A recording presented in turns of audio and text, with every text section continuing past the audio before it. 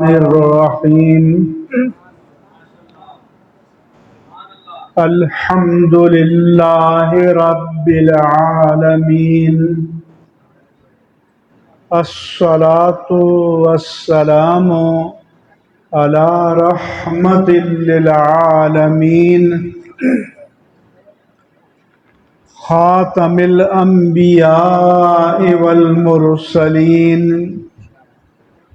حبيبنا وحبيب رب العالمين سيد الأنبياء والمرسلين إمام الأولين والآخرين سيدنا ومولانا ومأوانا وملجانا محمد وعلى آله الطيبين الطاهرين وعلى صحابته الصديقين الصادقين وعلى كل من تبعهم بإحسان إلى يوم الدين وبعد.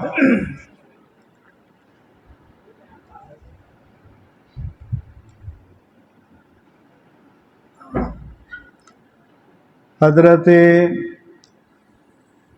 پیر طریقت بابا جی خواجہ محمد مشتاق حسین چشتی علوی صاحب دامت برکاتہم العالیہ اور مجھے یہاں لے کر آنے والے جناب مہر محمد سلیم ایڈوکیٹ صاحب، پروفیسر شہزاد احمد بھٹی صاحب، علامہ قاری عطاء الرحمن رضوی صاحب اور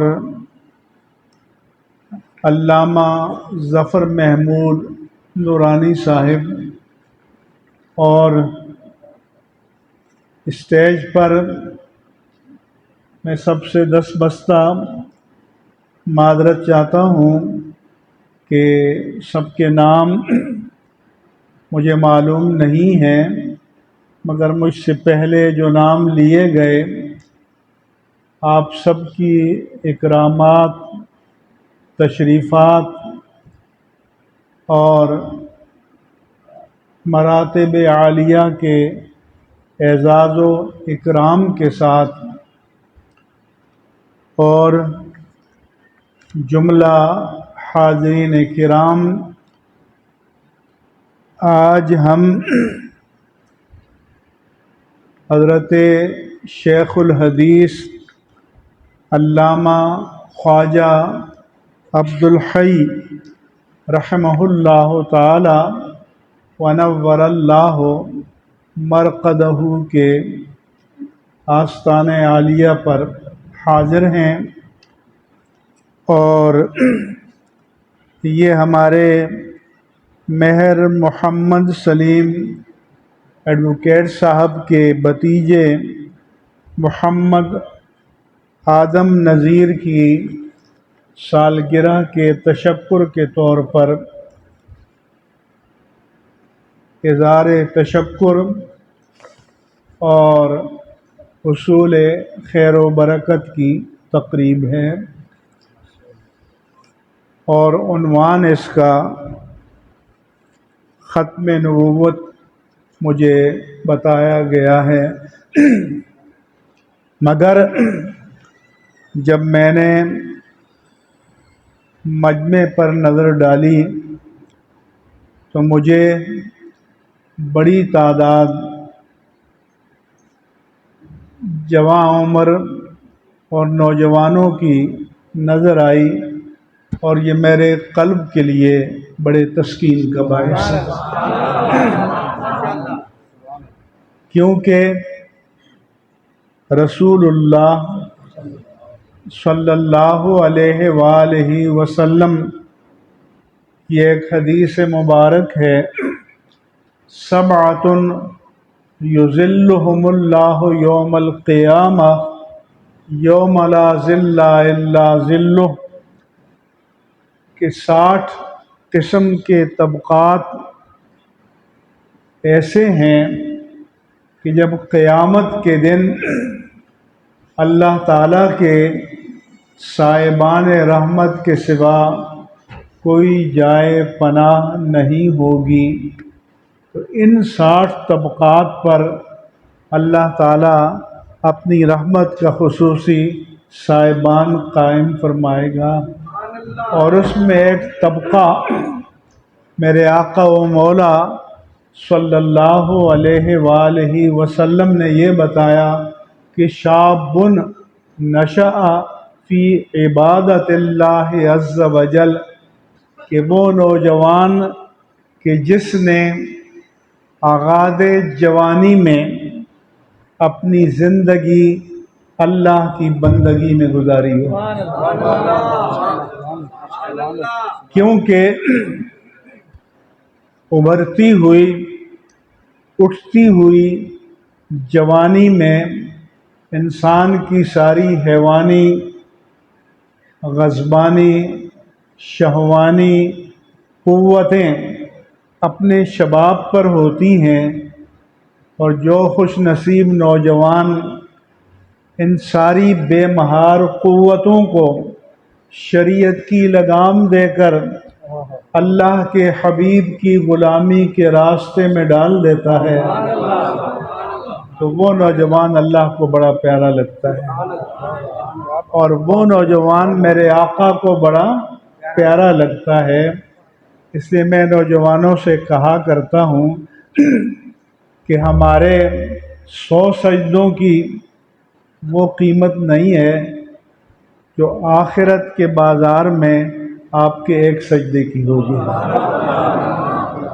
اس لیے میں ان ماؤں کو سلام کرتا ہوں کہ جن کی گود میں انہوں نے پرورش پائی، اور جنہوں نے اپنی جوانی کو اللہ کے پیارے حبیب کی غلامی میں دے دیا،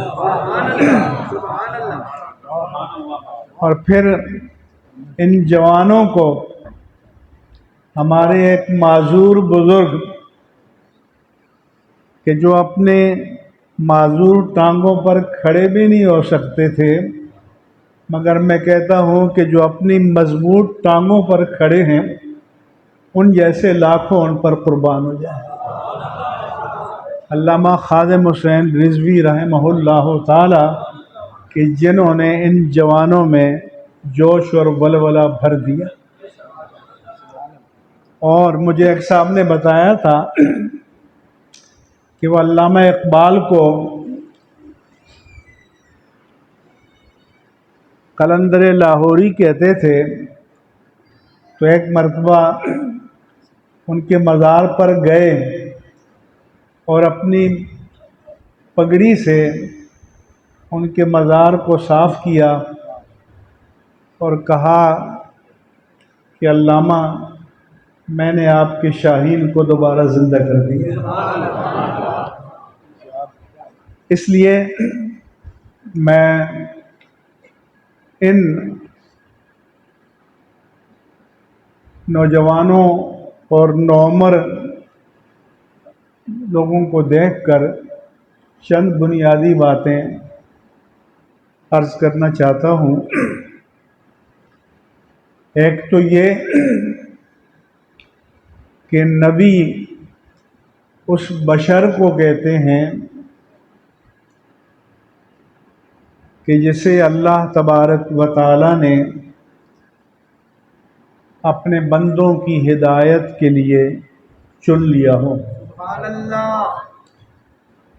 اس لیے ہمارے آقا و مولا صلی اللہ علیہ وآلہ وسلم کے اسماء صفات میں سے مصطفیٰ بھی ہے اور مجتبیٰ بھی ہے۔ مصطفیٰ کے معنی سلیکٹڈ، چنا ہوا، مگر میرا اور آپ کا نہیں، رب کائنات کا چنا ہوا۔ بلکہ سارے انبیاء کے بارے میں میرے رب نے فرمایا وَإِنَّهُمْ عِنْدَنَا لَمِنَ الْمُصْطَفَيْنَ الْأَخْيَارِ کہ یہ جو جماعت انبیاء ہے یہ ہمارے نزدیک ہمارے چنے ہوئے ہیں اور ہمارے پسندیدہ ہیں۔ سبحان اللہ۔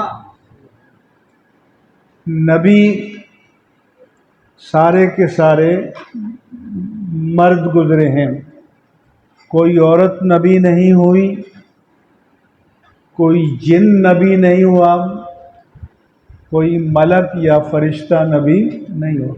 ملائک میں رسول آئے ہیں لیکن نبی انسانوں کے درمیان آئے ہیں۔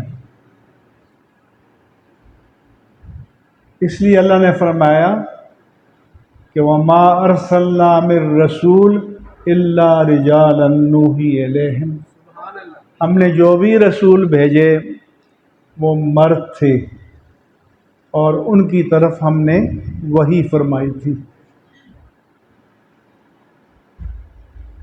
آپ رسول بھی ہیں۔ ہمارے علماء نے فرمایا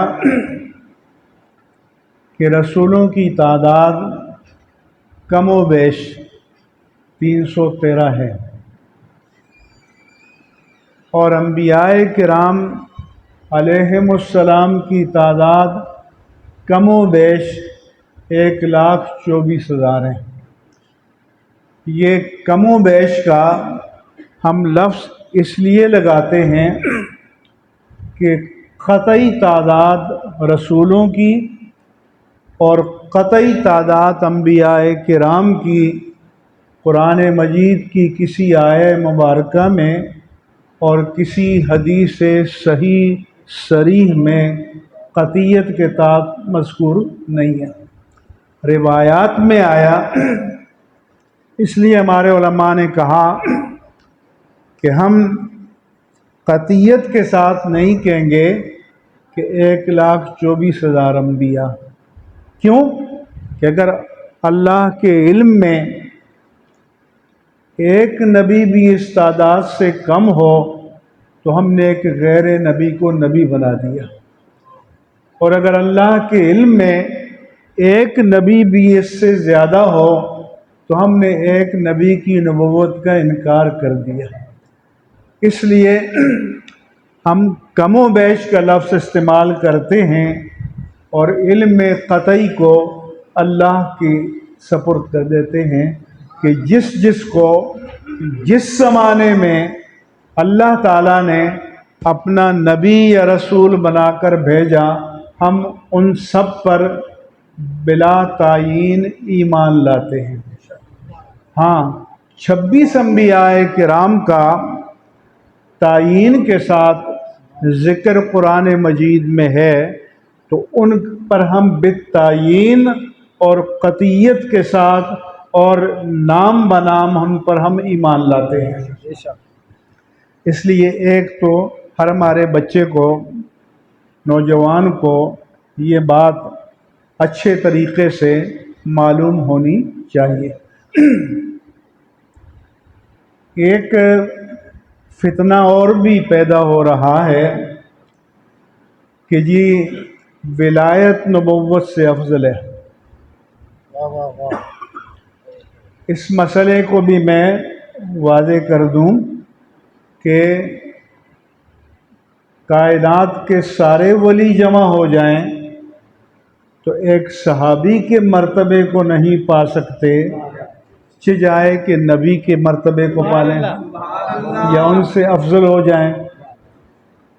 اس لیے جہاں یہ کہا گیا وہاں یہ کہا گیا کہ ولایت النبوت افضل من النبوہ، کہ نبی کی 2 حیثیتیں ہیں، ایک نبی کا رب سے تعلق ہے اور ایک نبی کا مخلوق سے تعلق ہے۔ تو جب نبی کا رب سے تعلق ہوتا ہے تو جو اللہ کی حضوری میں آپ کا مقام ہے وہ بلند ہوتا ہے، اور جب خالق کی بارگاہ سے نکل کر اس کے حکم سے اس کی مخلوق کی طرف متوجہ ہوتے ہیں تو پھر وہ نبوت کے فرائض کو ادا کر رہے ہوتے ہیں۔ اس لیے مطلقاً ولایت نبوت سے افضل نہیں ہے، ولایت نبوت افضل ہے، لیکن وہ نبوت کا حصہ ہے، وہ نبوت کا لازمہ ہے۔ اس لیے مطلقاً ولایت اور نبوت کے تقابل کا شریعت میں کوئی جواز نہیں ہے۔ ایک تو یہ بات آپ اچھی طرح سے سمجھ لیں۔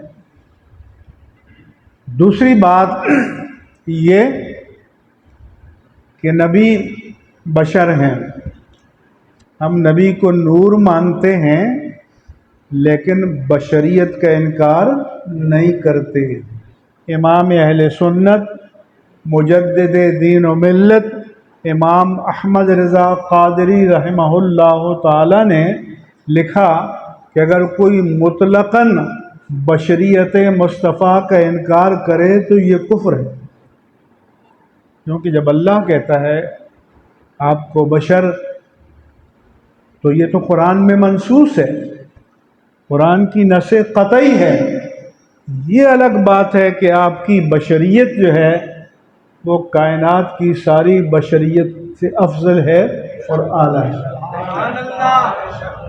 اس لیے آپ کو نور ماننے کے معنی ہرگز یہ نہیں ہے کہ ہم آپ کی بشریت کا انکار کرتے ہیں، ہم آپ کی بشریت پر ایمان لاتے ہیں، اور ہمارے عقائد کی کتابوں میں لکھا ہوا ہے کہ نبی اس بشر کو کہتے ہیں کہ جسے اللہ تبارک و تعالیٰ نے اپنے بندوں کی ہدایت کے لیے منتخب فرما لیا ہو۔ ہر نبی اپنے دور میں سب لوگوں سے افضل رہا ہے، مگر از آدم تا ایندم اور از ایندم تا قیام قیامت ہر دور میں مطلقاً ہر ایک سے افضل اگر کوئی ہے تو وہ تاجدار کائنات کی ذات ہے۔ اس لیے آپ افضل الخلق ہیں، افضل الناس ہیں، یہاں تک کہ ملائک سے بھی افضل ہیں، سب سے افضل ہیں۔ اللہ کی مخلوق میں آپ سے افضل کوئی بھی نہیں ہے۔ آپ کی بات تو بہت دور کی ہے، آپ کی تو بات ہی کیا ہے۔ علماء نے کہا کہ روضہ رسول میں جو خاک کے ذرے بدن پاک مصطفیٰ کے چھونے کا شرف حاصل کر رہے ہیں وہ بیت اللہ سے بھی افضل ہے، عرش سے بھی افضل ہیں، لوح سے بھی افضل ہیں۔ اب جب ہم یہ بات کہتے ہیں تو لوگ لرز جاتے ہیں کہ بیت اللہ سے کیسے؟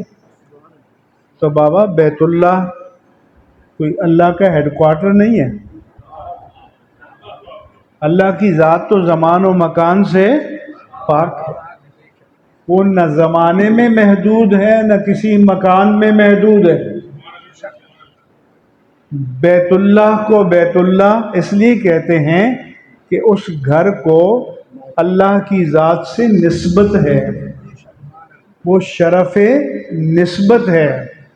بیت اللہ خالق نہیں ہے، بیت اللہ مخلوق ہے۔ جن پتھروں سے بیت اللہ کی عمارت بنی ہے وہ مخلوق ہیں، اور مخلوق میں سب سے اعلیٰ تاجدار کائنات ہے۔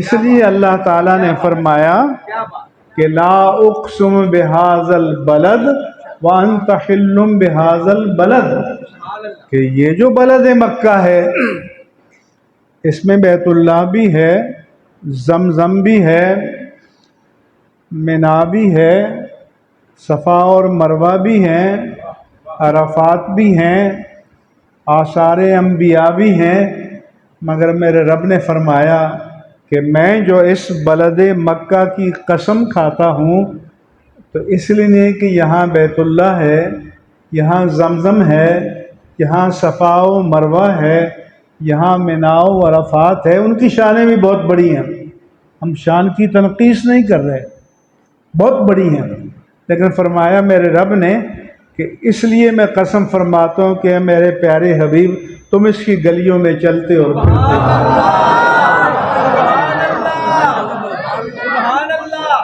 اس لیے حضرت مولانا حسن رضا خان صاحب نے جو اعلی حضرت کے بھائی تھے کہا کہ وہاں کے سنگ ریزوں سے حسن کیا لال کو نسبت، وہ ان کی راہ گزر میں ہے یہ پتھر ہیں بدخشاں، یعنی دنیا کا قیمتی سے قیمتی موتی ہو، ہیرا ہو، ڈائمنڈ ہو، کچھ بھی ہو، وہ خاک کے اس ذرے کے مقدر کو نہیں پا سکتا جس نے میرے آقا کے قدموں کو چوما ہو، اس لیے کہ آپ اللہ کے حبیب ہیں۔ اب جو بات بتانے جا رہا ہوں کہ نبی بشر ہیں تو بشری عوارض بھی آپ کے ہیں، یہ تو مشرکوں نے کہا تھا کہ مال حاضر رسول یاکل الطعام ویمشی فی الاسواق، یہ کیسے رسول ہیں، کھانا بھی کھاتے ہیں، بازاروں میں چلتے بھی ہیں، تو ان کے خیال سے کسی ملک کو ہونا چاہیے، تو نہیں، بشر ہیں تو بشری عوارض بھی ہیں، صرف عقیدت کا فرق ہے۔ ہمارے شیخ الحدیث فرمایا کرتے تھے کہ ہم اس لیے کھاتے ہیں کہ ہم کھانے کے محتاج ہیں، ہم اس لیے پیتے ہیں کہ پینے کے محتاج ہیں، اور وہ اس لیے کھاتے اور پیتے تھے کہ لوگوں کو کھانے اور پینے کا سلیقہ آ جائے۔ سبحان اللہ، سبحان اللہ، کیا بات ہے، ماشاءاللہ۔ آپ نے بھی زمزم کو چھوا، زمزم کو پیا، ہم اس لیے پیتے ہیں کہ زمزم کی برکت حاصل ہو جائے، آپ نے اس لیے پیا کہ زمزم کو آپ کے لمس کا شرف حاصل ہو جائے، اس لیے اعتبار کا فرق ملحوظ رکھنا ضروری ہے۔ مگر نبی کو کوئی ایسا عارضہ لاحق نہیں ہو سکتا جو لوگوں کی نظر میں عیب ہو، جس سے گھن آئے، جیسے طارق جمیل صاحب نے معاذ اللہ یوسف علیہ السلام کے بارے میں کہا کہ ان کو گدھے پہ بٹھا کر اور چہرہ کالا کر کے شہر میں گھمایا گیا، یہ توہین رسول ہے، یہ ہو ہی نہیں سکتا۔ اگر اس جیسی 1,00,000 روایات ہوں ان کو ہم رد کر دیں گے، یہ سب اسرائیلیات ہیں، کسی ایسی روایت کو کہ جو شان رسالت، عظمت رسالت، وقار رسالت کے منافی ہو وہ ہم رد کر دیں گے۔ اسی طرح سے جنہوں نے لکھا کہ حضرت ایوب علیہ السلام کو جلدی بیماری لاحق ہو گئی تھی، پھوڑے پھنسیاں نکل گئے تھے، ان کو کوڑے کے ڈھیر پہ لا کر ڈال دیا تھا، معاذ اللہ کیڑے پڑ گئے تھے، صرف ان کی بیوی ان کو کچھ خوراک پہنچانے آتی تھی، یہ ساری روایتیں مردود ہیں۔ نبی کو بیماری تو لاحق ہو سکتی ہے کیونکہ وہ عوارض بشریت میں سے ہے، اور کوئی بھی بیماری کو عیب نہیں سمجھتا، لیکن ایسی بیماری کہ جس سے لوگوں کو گھن آئے وہ نبی کو لاحق نہیں ہو سکتی۔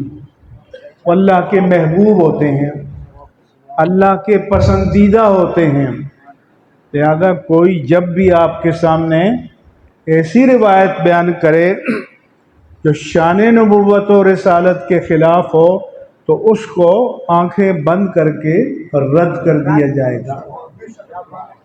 یہ آپ سب کے علم میں ہونا چاہیے۔ دوسری بات یہ کہ ہم سب کی تخلیق ایک ارواح کی تخلیق ہے اور ایک اجسام کی تخلیق ہے۔ یہ قرآن نے بتایا کہ سب کی روحیں پہلے پیدا ہوئیں، اجسام بعد میں پیدا ہوئے۔ جب اپنی ماں کے بطن میں رحم میں قرار پائے تو 120 دن کے بعد جب وجود بنتا ہے تو پھر روح پھونکی جاتی ہے، مگر روحیں پہلے پیدا ہوئی اور سب ارواح سے پہلے روح مصطفیٰ پیدا ہوئی۔ اس لیے آپ خلق میں اول ہیں، آپ خلق میں تخلیق میں سب سے مقدم ہیں اور بعثت میں سب سے مؤخر ہیں۔ بعثت میں سب سے بعد میں آئے۔ غار حرا میں جب آپ پر وحی نازل ہوئی تو یہ عطائے نبوت نہیں تھا، یہ اعلان نبوت تھا۔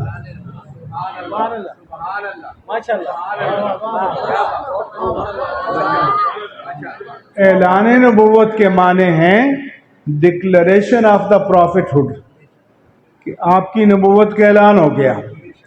اس لیے کوئی یہ بعضوں نے کہا کہ جی حضور کو بھی پتہ نہیں تھا، اچانک ایسا ہو گیا۔ ایسا نہیں ہے، حضور نے تو یہ بتایا کہ میں آج بھی مکے کے اس پتھر کو جانتا ہوں کہ جب میں اس کے پاس سے گزرتا تھا تو الصلاۃ والسلام علیک یا رسول اللہ کی آوازیں آتی تھیں۔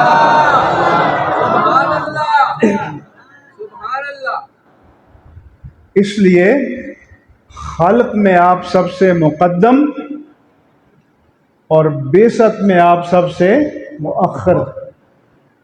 تو ایک صاحب نے لکھا کہ تقدم و تأخر زمانی میں بالذات کوئی فضیلت نہیں ہے۔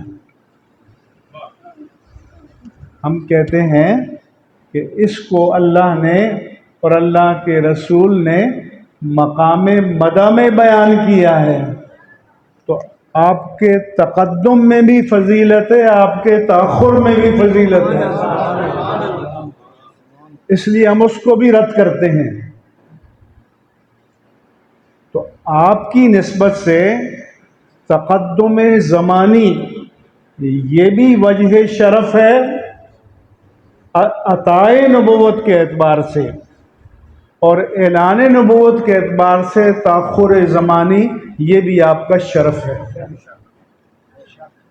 اس لیے اللہ کے رسول صلی اللہ علیہ وآلہ وسلم نے فرمایا کہ فضلت علی الانبیاء بست، مجھے دیگر انبیاء کرام پر 6 چیزوں میں فضیلت عطا کی گئی ہے۔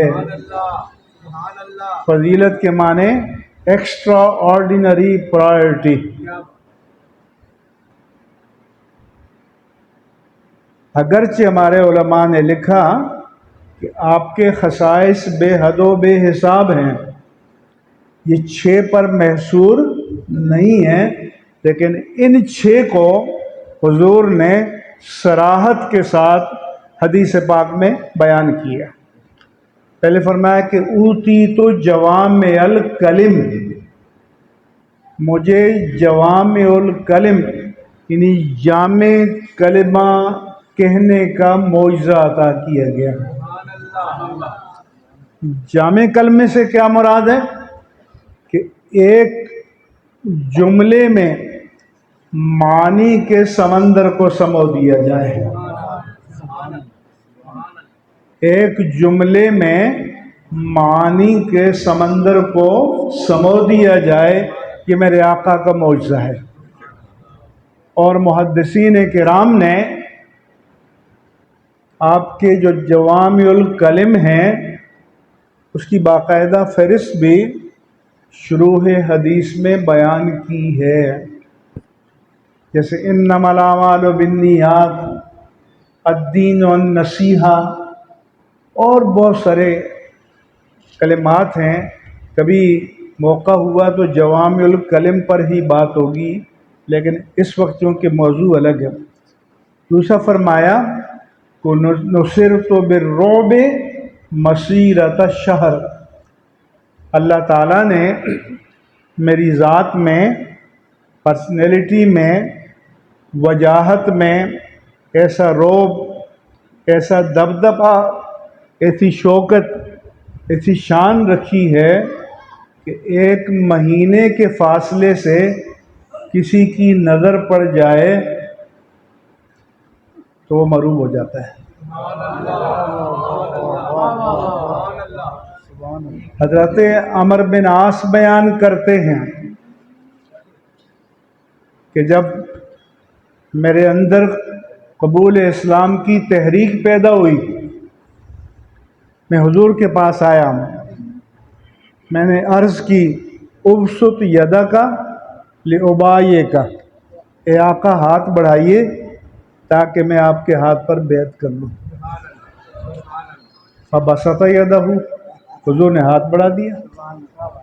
فقبض یدہ، عمر بن عاص نے ہاتھ پیچھے کھینچ لیا۔ حضور نے فرمایا کہ بھئی تم نے خود کہا تھا کہ ہاتھ بڑھائیں تاکہ بیعت کروں، پھر تم نے ہاتھ کھینچ لیا۔ میں نے کہا اشترطو، میں ایسی بیعت نہیں کروں گا، شرط لگا کر کروں گا۔ تو عام قاعدہ یہ ہے، جو دیتا ہے وہ شرطیں لگاتا ہے، اور شان مصطفیٰ یہ ہے کہ جو لیتا ہے وہ شرطیں لگاتا ہے۔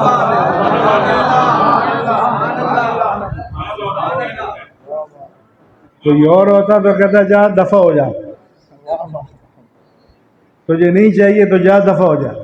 میرے آقا نے فرمایا کہ ماذا تشترط، بولو کیا شرط ہے؟ نے عرض کی کہ آج سے پہلے جو میں نے گناہ کیے ان کا کیا بنے گا؟ پکڑو گی؟ ان کی کیا گارنٹی ہے؟ تو میرے آقا نے فرمایا کہ تمہیں معلوم نہیں، اما تعلم ان الاسلام یہدم ما کان قبلہ، تمہیں پتہ نہیں ہے کہ اسلام ماضی کی تمام آلائشوں کو دھو ڈالتا ہے۔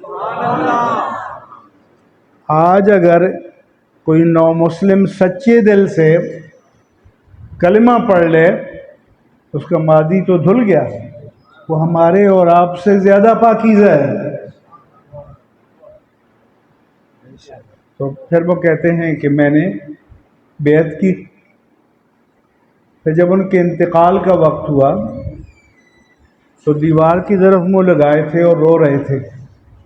پوچھا کیوں رو رہے ہیں؟ میں نے کہا میری زندگی کے کئی دور تھے، ایک دور وہ تھا کہ جب اللہ کے رسول سے بڑھ کر کوئی میری نظر میں مبغوض نہیں تھا، ناپسندیدہ نہیں تھا، وہ جو زمانہ کفر تھا۔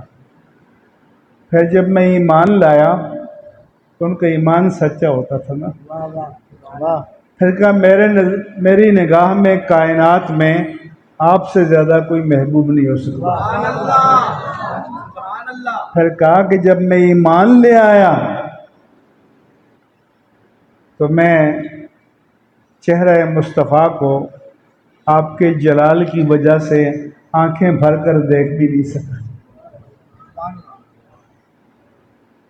یہ انقلاب برپا ہوتا تھا، یہ تبدیلی آتی تھی۔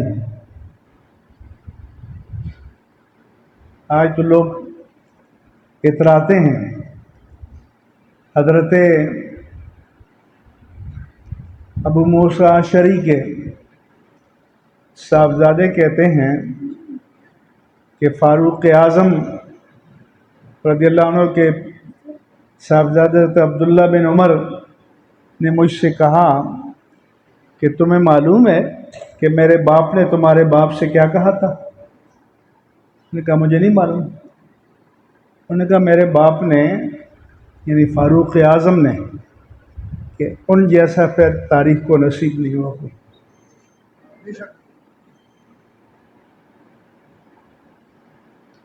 کہا کہ اللہ کے رسول پر جو ہم ایمان لائے، آپ کے ساتھ ہجرت کی، آپ کے پیچھے نمازیں پڑھی، آپ کے ساتھ روزے رکھے، آپ کے ساتھ جہاد کیا، وہ ہماری نجات کا باعث بن جائے، اور آپ کے بعد جو ہم نے کیا کفافاً رأساً براسن، برابر سرابر چھوٹ جائیں تو میں سمجھوں گا غنیمت ہے۔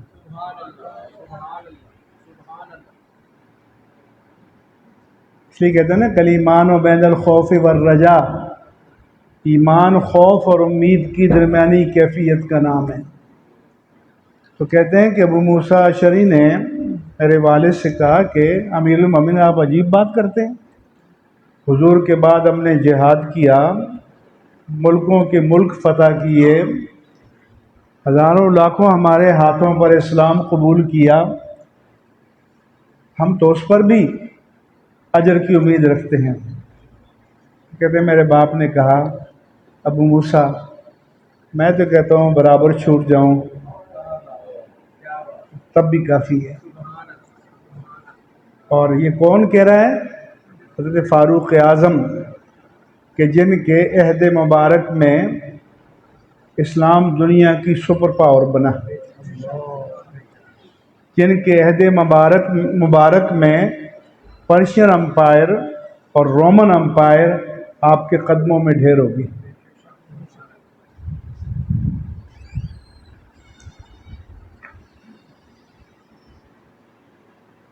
تو یہ نگاہ نبوت کا فیضان تھا۔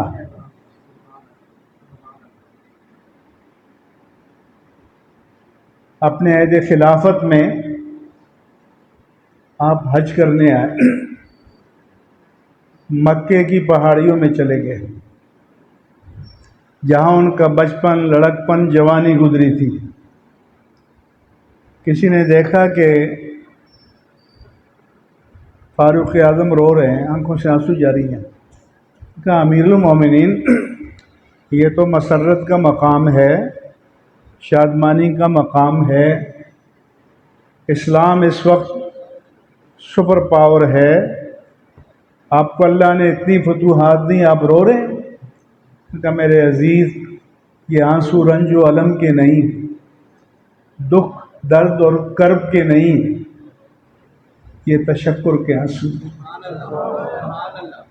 مجھے اپنا لڑکپن یاد آ گیا، انہی پہاڑیوں میں میں اونٹ چرایا کرتا تھا۔ شام کو جب اونٹوں کو باندھنے لاتا تو ان کے باپ خطاب بڑے جلالی تھے، ایک اونٹ کو پکڑ کر باندھتا تو دوسرا بھاگ جاتا، اسے گھیر گھار کے لاتا تو تیسرا بھاگ جاتا، اسے گھیر کے لاتا تو چوتھا بھاگ جاتا۔ تو میرے باپ خطاب مجھے پیٹا کرتے تھے کہ نالائق عمر تجھ سے یہ 30 40 50 اونٹ کنٹرول نہیں ہو رہے۔ کہا کہ میں نے دیکھو ایک خطاب کا بیٹا عمر تھا جو 30 40 50 اونٹوں کو کنٹرول نہیں کر سکتا تھا، ایک غلام مصطفیٰ عمر ہے جو 26 لاکھ مربع میل کو کنٹرول کر رہا ہے۔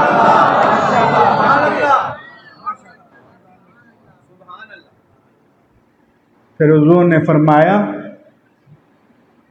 کہ جعلت لی الارض مسجدا و طہورا، تیسری خصوصیت کہ زمین کو میرے لیے مسجد بنا دیے گئے، پاک بنا دیے گئے۔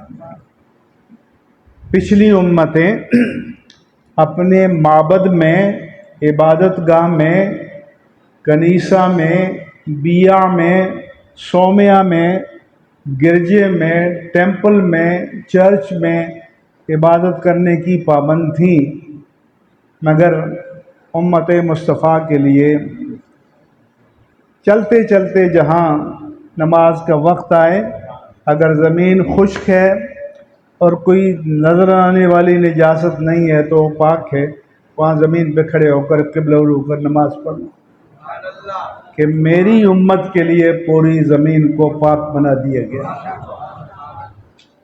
پھر آپ نے فرمایا احلت لی الغنائم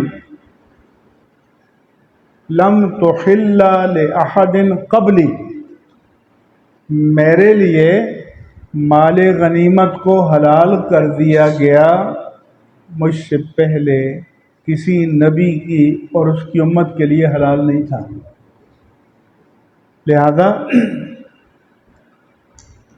جب انہوں نے کوئی صدقہ دینا ہوتا، جیسے بَتْلُ عَلَيْهِمْ نَبَأَ ابْنَيْ آدم اذ قربا قربانا، کہ رسول ان پر نبی کے آدم علیہ السلام کے دو بیٹوں کا سچا واقعہ بیان کر دیجئے، جب دونوں نے قربانی پیش کی فَتُقُبِّلَ مِنْ أَحَدِهِمَا وَلَمْ يُتَقَبَّلْ مِنَ الْآخَرِ، ایک کی قربانی ایکسیپٹ ہوگی، دوسرے کی ریجیکٹ ہوگی۔ قَالَ لَأَقْتُلَنَّكَ، جس کی قربانی رد ہو گئی، قابیل، اس نے کہا میں تجھے قتل کر دوں گا، انسلٹ ہو گئی نا، توہین ہو گئی۔ اس نے کہا انما یتقبل اللہ من المتقین، بھائی جو مرضی کرو لیکن اللہ پر کسی کا دھونس، دادا گیری، جبر، جور نہیں چلتا، وہ تو متقیوں کی قربانیوں کو قبول فرماتا ہے۔ کیوں کہ ایک نے مینڈا لا کر میدان میں رکھا، دوسرے نے غلہ لا کر رکھا، تو جو قربانی قبول ہوتی تھی آسمان سے آگ آتی اور اسے جلا ڈالتی، اور جو رد ہوتی آسمان سے آگ نہ آتی۔ یہی وجہ ہے کہ حضور سے اس دور کے کفار نے مطالبے کہ لن نؤمن لک حتی تأتینا بقربان تأکلہ النار، ہم تب تک ایمان نہیں لائیں گے جب تک آپ ہمارے سامنے قربانی پیش کریں اور آگ آ کر اس کو جلا ڈالیں۔ تو اب آپ سے میں پوچھتا ہوں کہ بڑے بڑے سیٹ، تاجر، ارب پتی، کھرب پتی ٹی وی پر، سوشل میڈیا پر نمائش کرتے ہیں، یہ 25 لاکھ کی گائے، یہ 30 لاکھ کی گائے، یہ اتنے لاکھ کی گائے۔ کسی کو پتہ ہے کہ 10,000 والے کی قربانی قبول ہوئی یا 25 لاکھ والے کی؟ اور اگر پچھلی امتوں کی طرح وہ میدان میں کھڑا کرتا اور رد ہو جاتی تو کسی کو منہ دکھانے کے قابل ہوتا؟ بولو، تو پھر اللہ کا شکر ادا کرو کہ یا اللہ تو نے اپنے حبیب کریم کے صدقے میں ہمارے عیبوں پر پردہ ڈال دیا۔ یا اللہ جس طرح تو نے اس دنیا میں اپنے حبیب کے صدقے میں ہمارے عیوب پر پردہ ڈالا، آخرت میں بھی پردہ ڈالا۔ کیوں کہ امام اہل سنت نے فرمایا ڈھونڈا ہی کریں صدر قیامت کے سپاہی، وہ کس کو ملے جو تیرے دامن میں چھپا ہو۔ اس لیے ایک حدیث صحیح مسلم کی حدیث ہے کہ ایک نبی نے جہاد کیا، مال غنیمت جمع ہوا، میدان میں ڈھیر کر دیا گیا، آسمان سے آگ نہیں آئی۔ نبی نے فرمایا ان فیکم غلول، تم نے میں سے کسی نے خیانت کی ہے، تو ہر قبیلے کا سردار آ کر میرے ہاتھ سے ہاتھ ملائے۔ سب قبائل کے سردار آئے تو حدیث میں ہے کہ 2 سرداروں کے ہاتھ اس نبی کے ہاتھ سے چپک گئے۔ اب نے فرمایا کہ جنہوں نے خیانت کی ہے تمہارے قبیلے میں ہے، اب تمہارے قبیلے کا ہر آدمی آ کر میرے ساتھ ہاتھ ملائے تو 2 بندوں کے ہاتھ چپک گئے۔ انہوں نے فرمایا کہ تم نے خیانت کی، اور انہوں نے پھر اقرار کیا کہ بیل کے سر کے برابر سونا ہم نے مال غنیمت کے ڈھیر سے اٹھایا اور فلان جگہ چھپا دیا تھا، اس کو لا کر رکھا گیا اور پھر آسمان سے آ گئی۔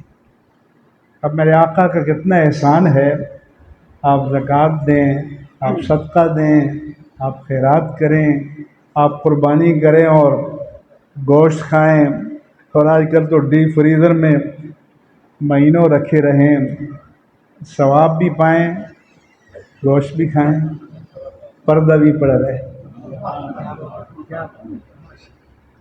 تو آقا کا احسان سمجھ میں آیا؟ پھر آپ نے فرمایا کہ کان النبی یبعث الی قومہ خاصہ وارسلت، ایک روایت میں الی الناس کافہ اور ایک روایت میں الی الخلق کافہ، کہ ہر نبی ایک خاص قوم کی طرف آتا تھا، مگر مجھے اللہ نے پوری کائنات کی طرف نبی بنا کر بھیجا۔ فرمایا کہ قل یا ایھا الناس انی رسول اللہ الیکم جمیعا، آپ اعلان کر دیں کہ لوگوں میں پورے عالم انسانیت کی طرف نبی بنا کر بھیجا گیا ہوں۔ اس لیے ہمارے علماء نے لکھا ہے کہ آپ انسانوں کے بھی نبی تھے، آپ جنوں کے بھی نبی تھے، آپ ملائک کے بھی نبی تھے۔ میں نے 13ویں جلد میں تفہیم المسائل کی صحابی کی تعریف میں بہت لمبی بحث کی ہے، جن علماء کو موقع ملے تو مطالعہ کر لیں۔ تو اس لیے آپ انسانوں، حیوانات، نباتات، جمادات، جنات، ملائک، سب کے نبی تھے۔ اس لیے تو وہ خشک تنے کا ستون بھی آپ سے فریاد کرتا تھا، اونٹ بھی آپ سے فریاد کرتا تھا، ہرن بھی آپ سے فریاد کرتی تھی، چڑیا بھی آپ سے فریاد کرتی تھی۔ ارسلت الی الخلق کافہ۔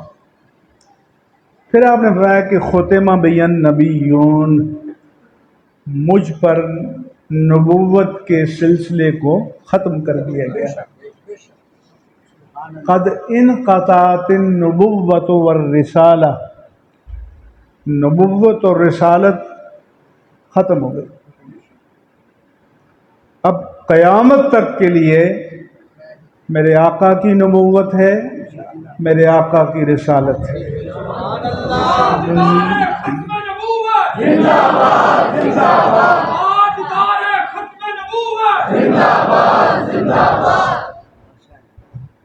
کوئی اور نبی نہیں آئے گا۔ اس لیے آپ نے فرمایا کہ اے میرے امتیو، تمہارے لیے وہ وقت کتنا افتخار کا باعث ہوگا کہ ینزل فیکم عیسی ابن مریم و امامکم منکم، کہ تمہارے درمیان عیسی ابن مریم اتریں گے، لیکن مقتدا بن کر نہیں، مقتدی بن کر آئیں گے، آپ کے امتی بن کر آئیں گے، اور آپ کا امام آپ میں سے ہوگا، امام مہدی امامت کریں گے۔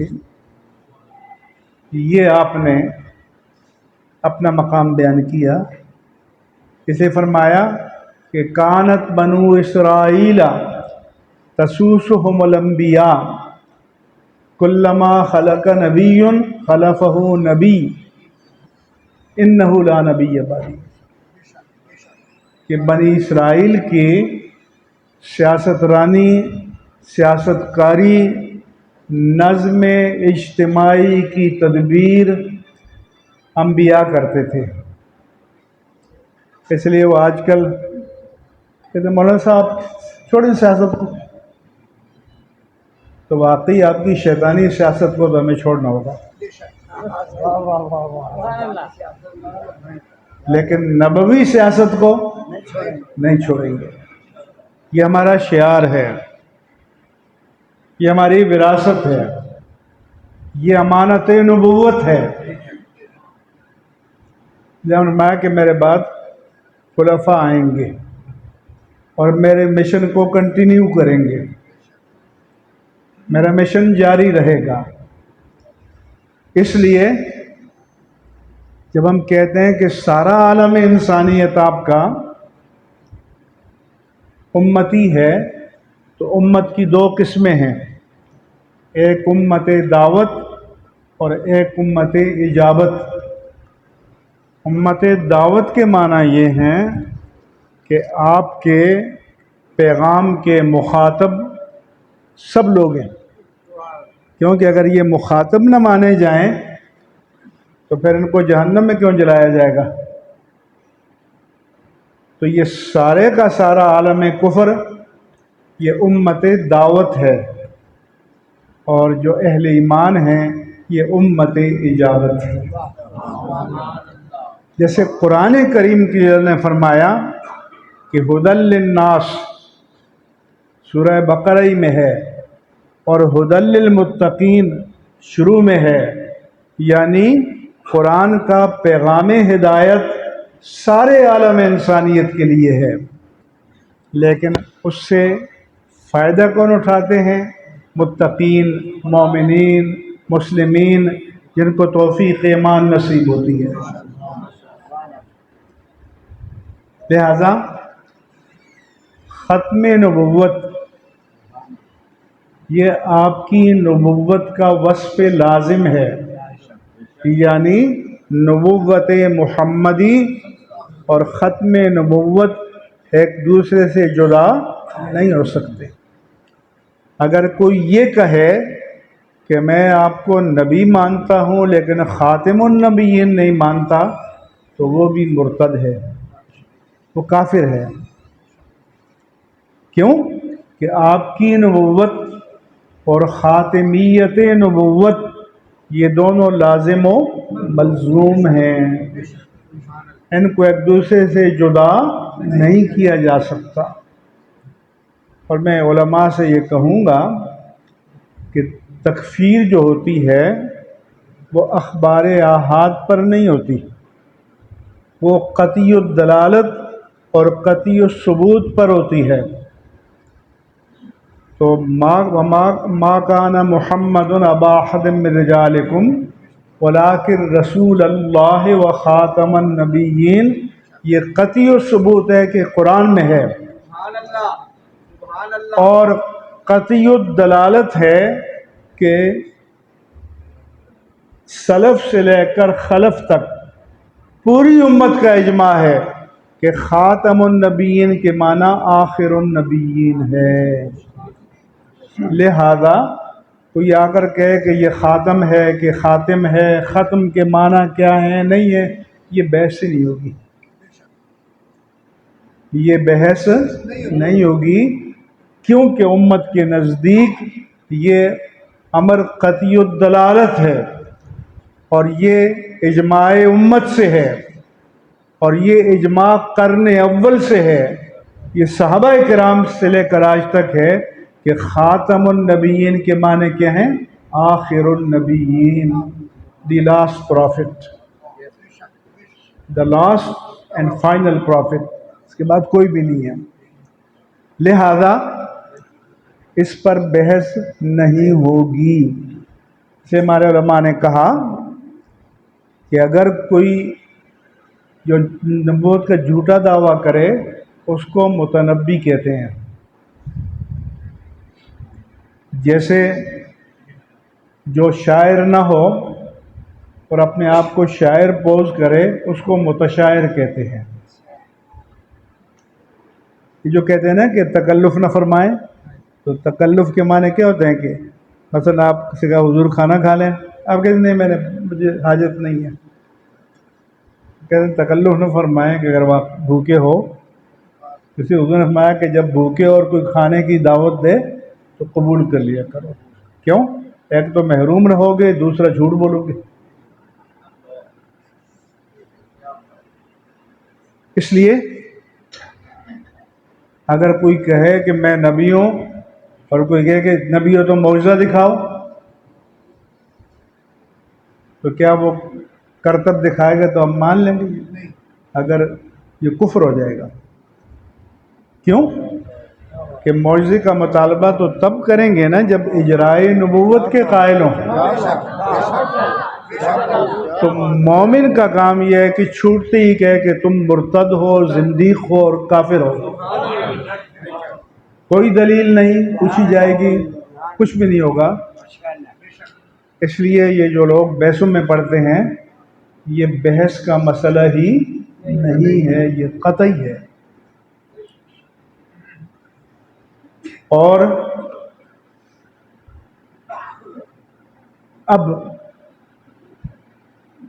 یہ پاکستان کا افتخار ہے، پرائیڈ ہے کہ منکرین ختم نبوت کو سب سے پہلے مرتد ڈکلیئر کرنے والے خلیفۃ الرسول بلا فصل حضرت صدیق اکبر رضی اللہ تعالیٰ عنہ،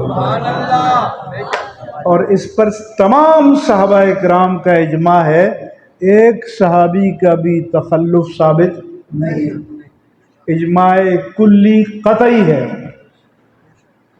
اجماع پر بحث کی گئی ہے کہ اجماع کلی ممکن ہے یا نہیں، لیکن قرآن کی قرآنیت اور ختم نبوت اس پر اجماع کلی قطعی ہے۔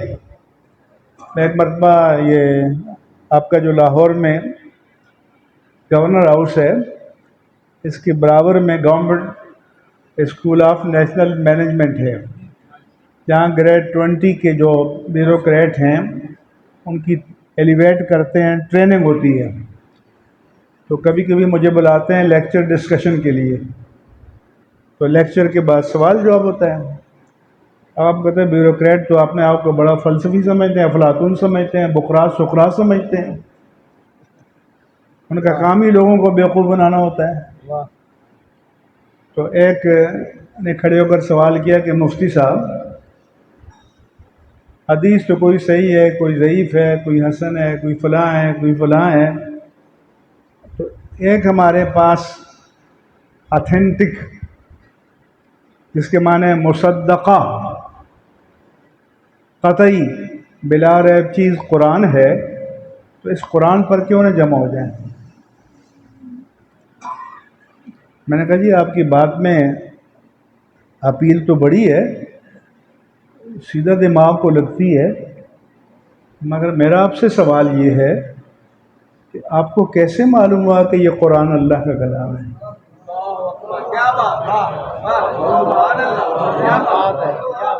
کیا آج رات کوئی فرشتہ آپ کے پاس آیا تھا، یا صبح اٹھے تھے تو آپ کے سرانے کوئی اسکرپچر یا نوشتہ تھا اللہ کی طرف سے کہ یہ قرآن میرا کلام ہے؟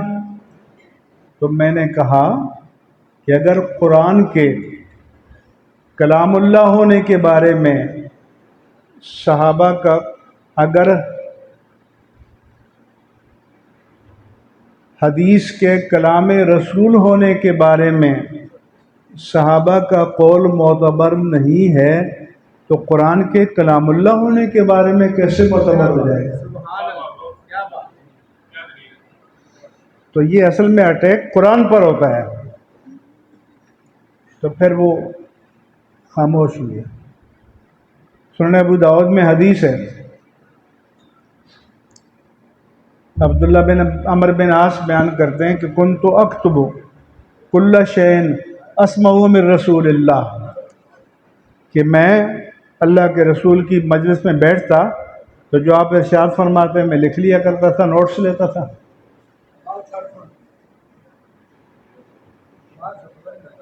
تو ایک دن دیکھا کہ وہ عبداللہ نہیں لکھ رہے، آپ نے فرمایا بھائی کیوں؟ تو کہتے ہیں نہتنی قریش، مجھے قریش کے کچھ سمجھدار لوگوں نے منع کیا کہ میاں ان النبی بشر یتکلم فی الغضب والرضا، نبی بشر ہے، کبھی حالت غضب میں ہوتے ہیں، کبھی حالت رضا میں ہوتے ہیں، کبھی کیفیت جلال میں ہوتے ہیں، کبھی کیفیت جمال میں ہوتے ہیں، ان کیفیات میں بندہ بات کچھ سے کچھ کر دیتا ہے، ہر بات نہ لکھا کرو۔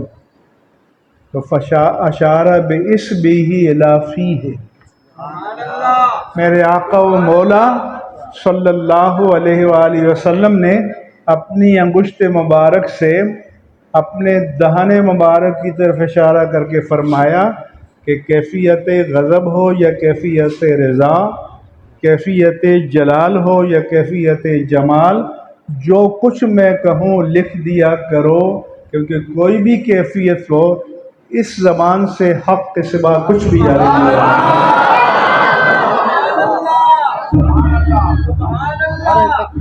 لا يخرج منه الا الحق۔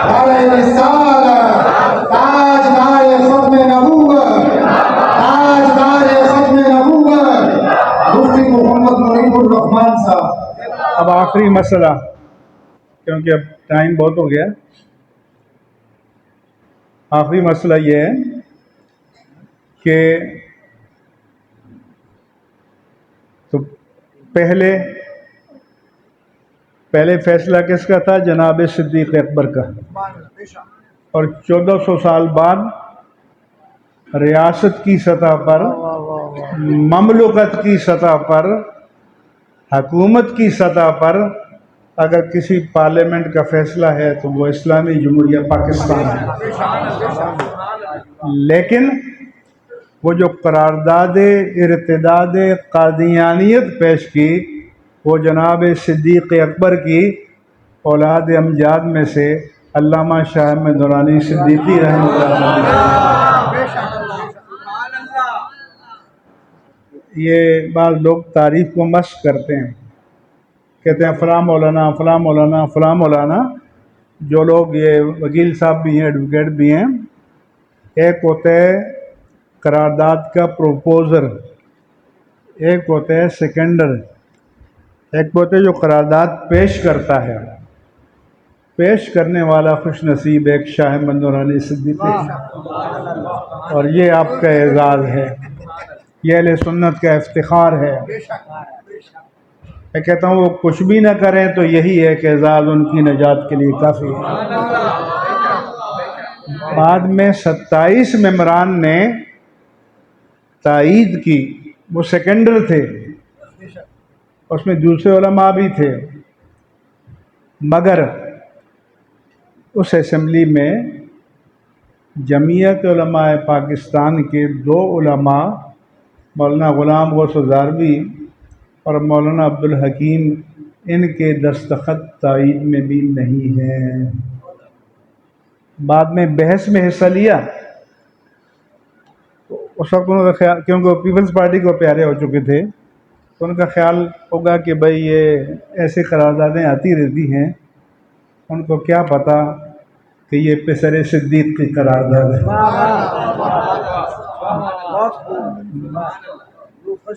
تو ایک تو یہ کہ تاریخ کا ریکارڈ درست ہونا چاہیے۔ بحث میں سب نے حصہ لیا، ہم سب کو مانتے ہیں، یہ سب کے اشتراک سے ہوا، سب کے تعاون سے ہوا، سب کی مجموعی جد و جہد سے ہوا، لیکن قرارداد پیش کرنے والا ایک شخص تھا۔ اور بھٹو صاحب سوشلزم کے نعرے پر آئے تھے، بھٹو صاحب لبرل تھے، بھٹو صاحب بہت ماڈرن تھے، جدید پڑھے لکھے لوگ تھے، تو کیسے قائل ہوئے؟ تو جب اسمبلی میں آیا کہ مرزا کہتا ہے جو مجھ پر ایمان نہیں لاتے وہ ذریۃ البغایا، کنجریوں کی اولاد ہیں۔ سب پارلیمنٹ کے ممبران کے بعد 2 آپشن تھے، یا اس کو کنجری کی اولاد ثابت کر دیں یا پھر اس کا فتویٰ قبول کر لیں، تو ان کے پاس راستہ نہیں تھا۔ اس لیے میں مشرف کے زمانے میں جب پہلے اس نے ٹیک اوور کی عبوری آئین آیا تو اسلامی دفعات کو شامل نہ کیا، تو نیشنل پارک کراچی میں ایک کانفرنس میں علامہ شاہ احمد نورانی صدیقی رحمہ اللہ تعالیٰ کی صدارت میں نے کبھی اس ملک میں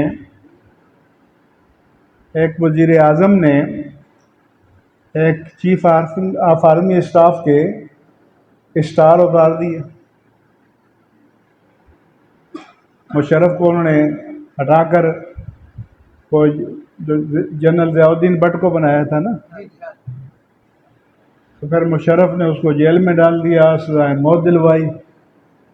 تو میں نے کہا کہ جو ہے کہ جنرل کے اسٹار اتار دے وہ تو سزائے مصطفیٰ کا حقدار ہے جو بندوں نے دیے ہوئے ہیں، اور جو ختم نبوت کے اسٹار کو اتارے جو اللہ نے دیے ہیں۔ سبحان اللہ، سبحان اللہ۔ تو پھر اس کے لیے تو کائنات کی سب سے بدترین سزا ہونی چاہیے۔ اس لیے آپ اپنی تاریخ بھی پڑھیں، یہ دوسری آئینی ترمیم ہے۔ اور مسئلہ کیا ہے؟ قادیانیوں سے یہ باہر جا کر جھوٹ بولتے ہیں کہ ہمیں جان کا خطرہ ہے، فلاں کا خطرہ ہے۔ کوئی خطرہ نہیں ہے۔ یہاں ہندو بھی ہیں، سکھ بھی ہیں، مسیحی بھی ہیں، پارسی بھی ہیں، سب رہ رہے ہیں۔